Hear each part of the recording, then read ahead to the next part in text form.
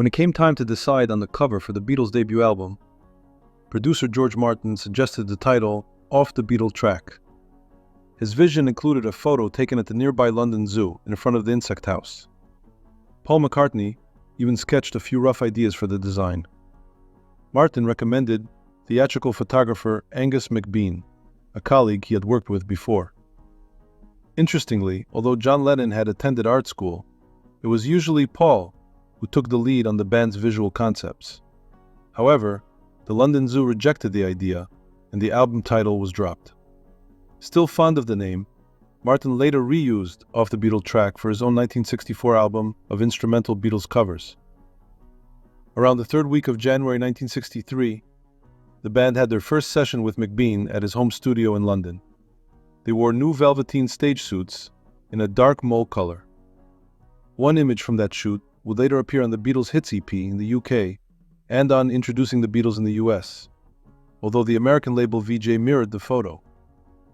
That initial session didn't deliver the desired result, prompting a second shoot in mid-February.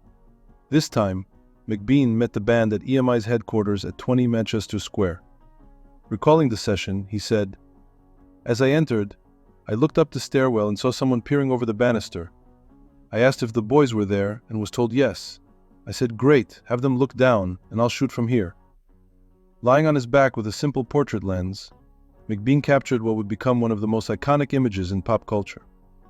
Sadly, many of the original negatives from that shoot were accidentally discarded in 2003 during a routine office cleanup at Apple Corps. Not everyone at EMI was initially sold on McBean's staircase photo.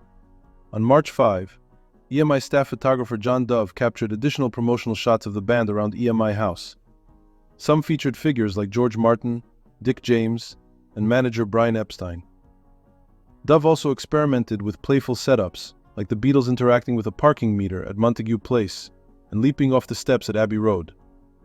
In the end, it was McBean's stairwell image that made the final cut. A fun fact, the Beatles weren't the first EMI artist to pose on that staircase. Band leader Joe Loss had been photographed in a similar style back in October 1961. Later, other artists would pay tribute to the Beatles' cover, like the Sex Pistols in 1977 and Blur in 1995. The building itself became iconic. The exterior and interior were used by other acts like Pink Floyd and Diana Ross and the Supremes. Sadly, the EMI building at Manchester Square was demolished in 1995.